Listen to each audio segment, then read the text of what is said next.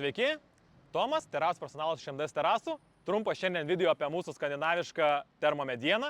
Ir jei planuojate montuoti termolentas ant aliuminio ar metalinio karkaso, turime sprendimą.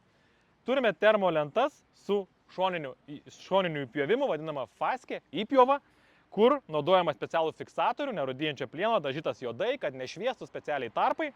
Štai, įsistato, antra lentutė ir sprendimas, kaip galite montuoti savo medinės terasas, šiuo atveju termomedieną ant aliuminio arba metalinio karkaso, nematomų tvirtinimų. Nes paprastai su kamo šoniniu tvirtinimu neįsuksit. Reikalingas fiksatorius ir įpjovus jau turime sandėlį, kreipkitės.